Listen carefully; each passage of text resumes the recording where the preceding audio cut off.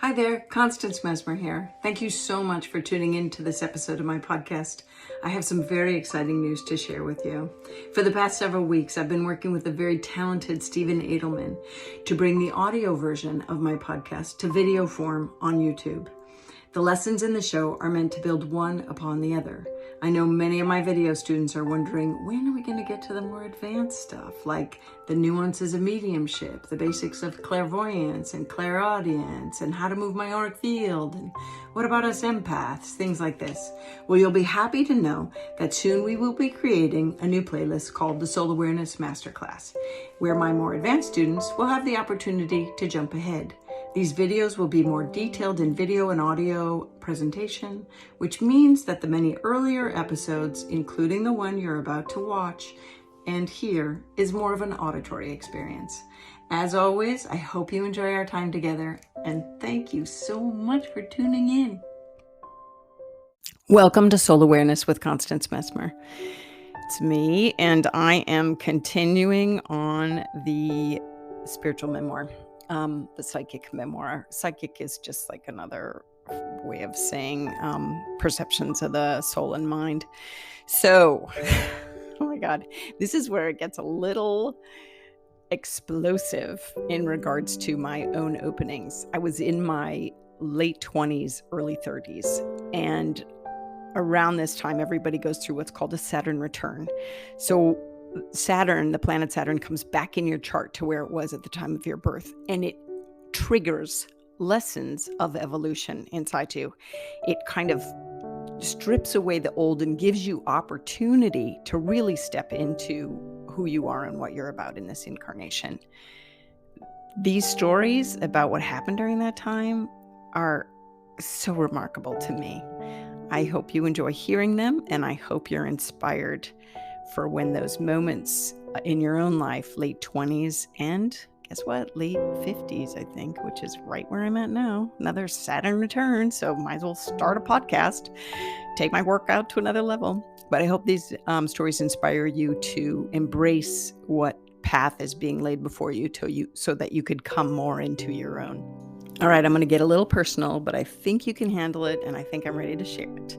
So in my, the start of my 30s, it was like really around the cusp of 20s, 30s, I was really feeling like something's got to change in my life. Something's got to change. And every time I pulled an angel card, don't you know those? I love those. If you don't know those, look them up. Maybe they still make them, maybe not, I don't know. Every time I pulled an angel card, I got the birth card. And so I kept thinking, oh, this feels great. It's time to start a family, or it's time to, go along that line in life. And as it happened, I inadvertently got pregnant. Don't try this at home. Or maybe you do. So I was really thinking, okay, this is it. This is the new change. I'm waitressing, but I'm ready for this change, this new life, la, la, la. And as fate would have it, the pregnancy didn't hold. And I was devastated. My partner was devastated. And, but my whole life was about to change. I had no idea the birth was actually me. The birth was me, my true and new self. It was, time to kind of hang on for the ride. At the time, I was doing childcare in exchange for rent, in exchange for a beautiful little cottage for a family. And the family had this dog named Ray. And the youngest boy used to always call him Reiki. Reiki, Reiki, come here, Reiki. Reiki, come here, Reiki. So fast forward a little while later, and my friend Stephanie, who had lived in England at the time, was like, Con, I just went to this really cool, funky place. It's a spiritual retreat place in Glastonbury, England. I think you'd really like it. The gal there is pretty funky. She teaches Reiki classes. And I was like, Reiki? What's that? Stephanie says, oh, it's energy work. And I was like, huh. She said, I really think this will help you in regards to all the funky stuff that would happen in college and just where you're at now. I think you should look into it. And meanwhile, I'm going, Reiki. Now, this was well before Reiki kind of made its way to spread across America, substantially across. Definitely was not on the island that I was living on. And so I'm sitting there like, Reiki, where have I heard that? And then I realized the young boy had been saying it for months. So this was kind of, God does this to me a lot. Little words that come in my way. And then they actually, I think that they're a sign for something, and he's actually using them for signs, but it's totally not really truly related, although it is. What a hoot. What a total riot. So, since my whole life was ready for something different, I decided to pack up and join her and go to Glastonbury. The weeks before that, I was very much aware when I was driving early in the morning, because I still waitressed early in the morning, this constellation that was in the sky every time I was driving. And I had to look it up. I was like, what is this constellation? It must be a sign, because I'm always looking for signs everywhere, because I just think that's how magical the universe is. We always have signs. We just have to recognize them and look them up and figure out the connection. The star constellation was Sirius. And I hope I'm pronouncing that right. And I was like, okay. And Spirit, meanwhile, is like, remember this. And I'm like, okay. Because I still listen to my intuition, even though I wasn't telling anybody about, my clear audience. Clear audience is the voices in your head. And I remembered, like, okay, Sirius, I'm going to remember this. So off I go to Glastonbury, England. And when I go to London, I meet my friend Stephanie, and then we make the journey to Glastonbury, and something was like, oh my God, I'm home. This place is so connected to my soul. And when we get to this specific B&B, where the retreat was, the spiritual retreat place was, this woman comes out, and she's got this flowing big white hair, and she's got these dogs, and we're gathering around this crystal star, these clear quartz crystals that are embedded in the ground in the shape of a star in the front garden. And next thing you know, she's talking to the dog to get, like, kind of come around or get out of the star. She's like, Sirius, come here. And I am laughing inside, because she calls her dog the same constellation that I've been seeing. So it was, again, another sign. I'm in the right place. This is the right time. Pay attention. Okay, remember the whole bit about Sirius in the morning sky? So it ends up, I had realized later, after doing a little more research on it, that this Sirius was actually the brightest star in that morning sky. And it was, for me, right on the horizon for where I live, or near the horizon. And it actually is the brightest star in the constellation of the dog constellation, which was just this crack up to me. But that's how God gets my attention and holds my attention, is my signs are always peculiar and funny and totally unbelievable, and just these little trail of breadcrumbs. And I tell you this story because I invite you to notice the little trail of breadcrumbs that God is leading you towards, that are enlightening and just, filling your heart with joy, and, maybe making you giggle. And really, God speaks to us exactly where we're at and how we will be able to pay attention. And so, just be open to it. It's all. It would just cracked me up. And I was just so grateful, of course. This first trip was the beginning of many visits to the B&B at that time, called Shambhala. It was right along the tour, and it was a very magical place with a lot of different people coming and staying at the very small B&B. But I can't remember for the life of me if I had I know I did a specific session with the woman that ran the center, but I can't recall if I studied Reiki at that time. So I'm going to break this up. Doesn't really matter. The point is that I returned again and again to really embed my essence of who I was meant to be in this life, in this incarnation, in my soul, at this place. So one of the first things that I do remember, other than the total magic that was happening, Stephanie and I shared a bedroom. There was a sweet little room called the Star Room. I think it was called the Star Room, maybe not.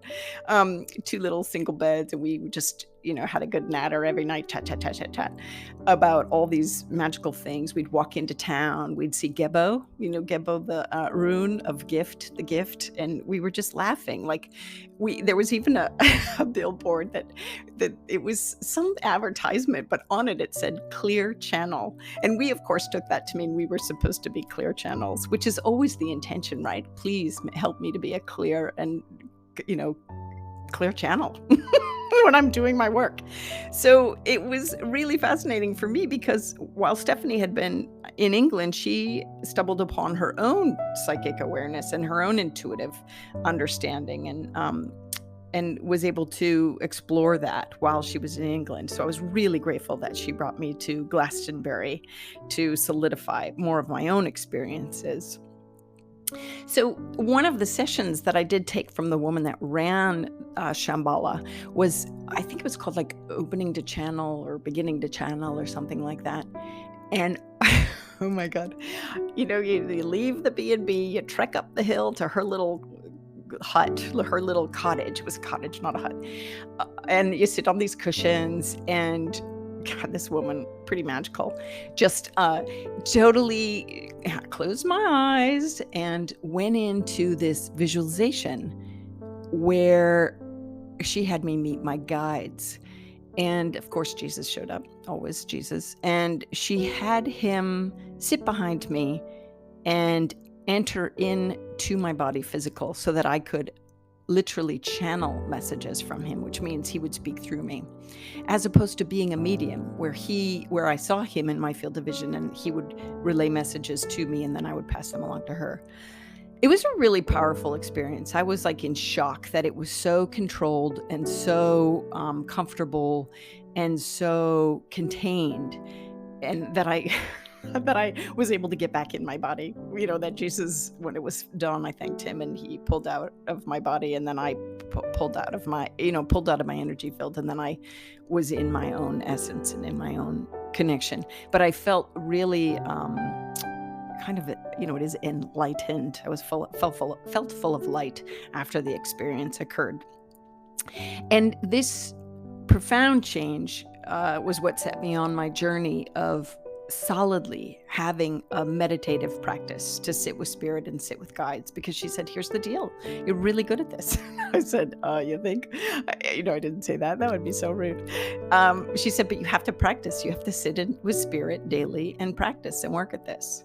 And this is what I encourage you to do. I will get into more about grounding and protecting, and it's really with intention. Although those of you that are eager to get started now, you really just, before you sit, you wrap yourself in light, and your intention is to connect only to the highest truth and connect with that. But I'm going to definitely get into detailed lessons later on that. But right now, I just wanted to share this beautiful story of my blossoming.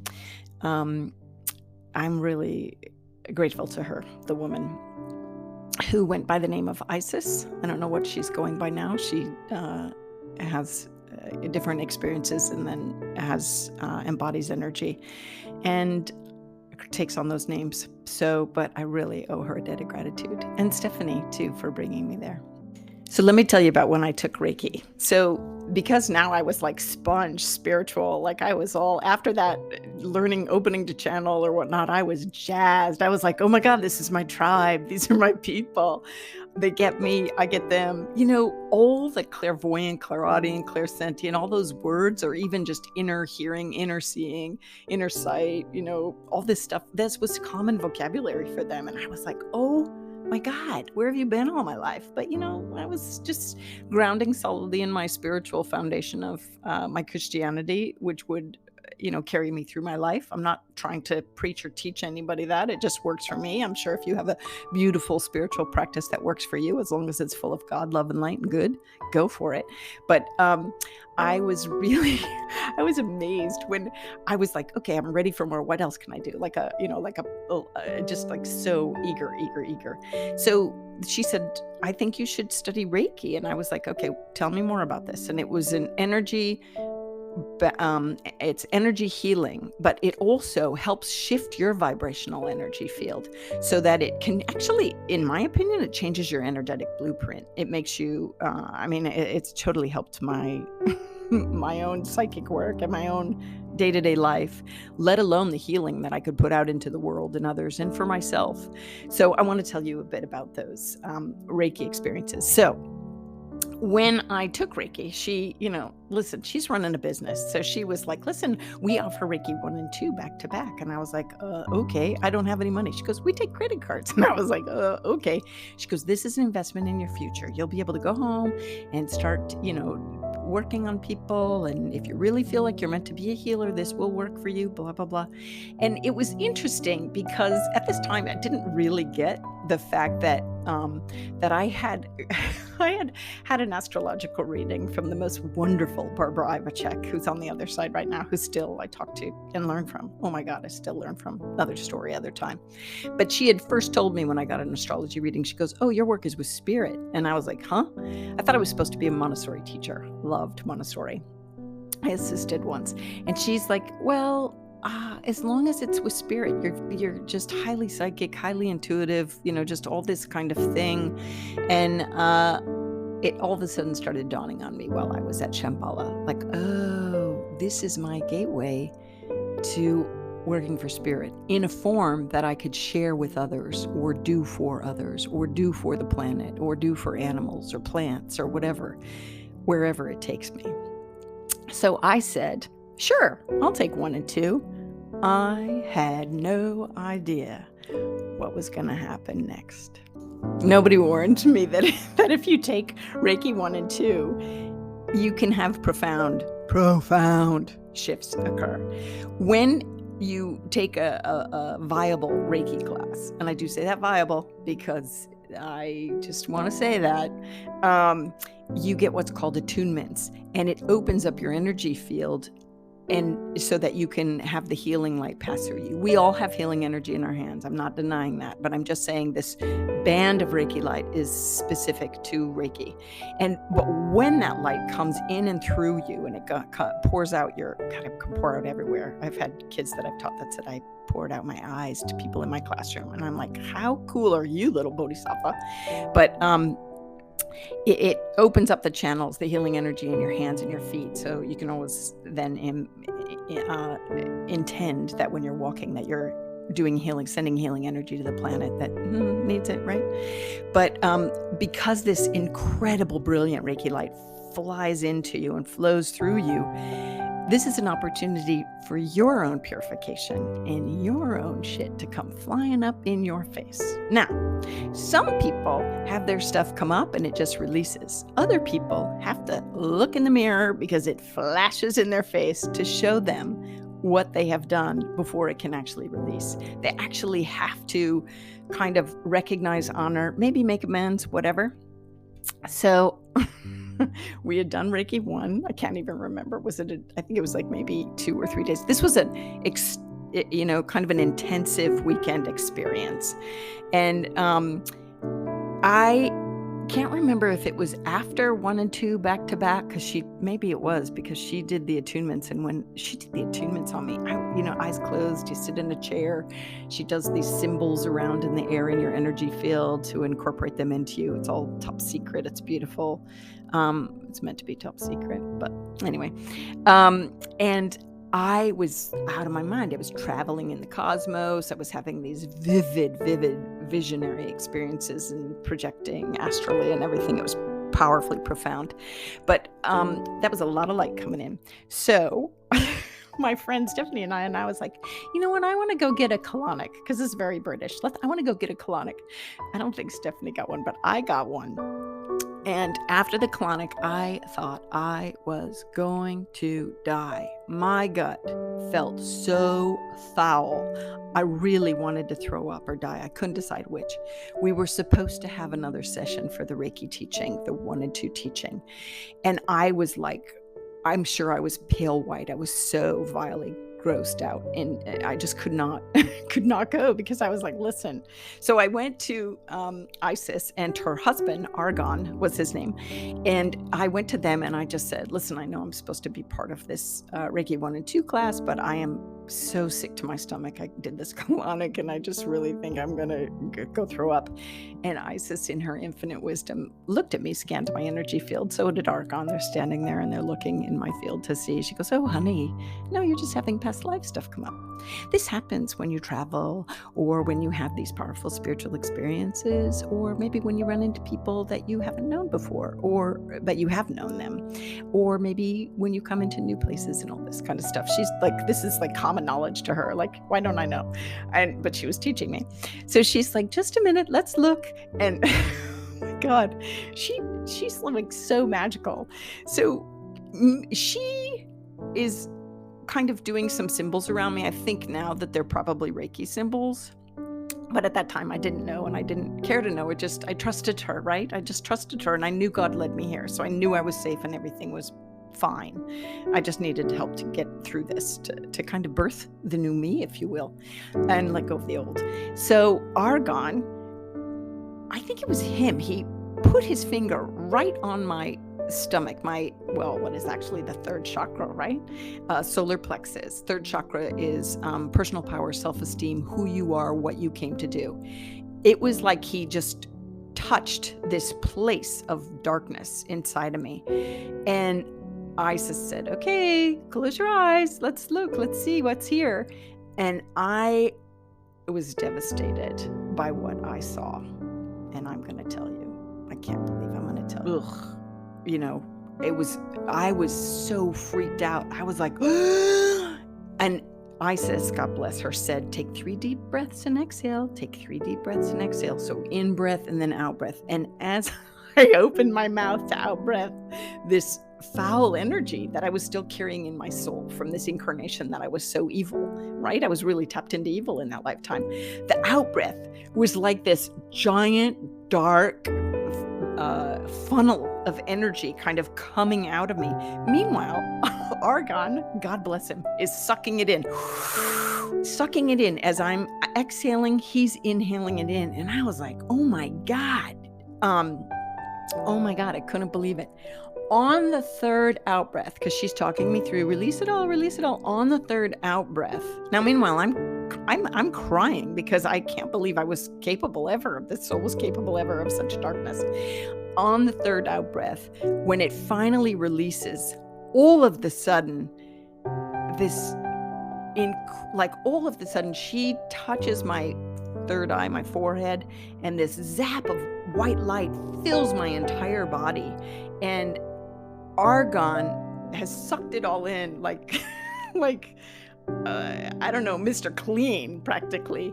And here I am in this vibrant light. And in that immediate instance, I saw all the people that I had harmed, not just the people that I had murdered, but the people that were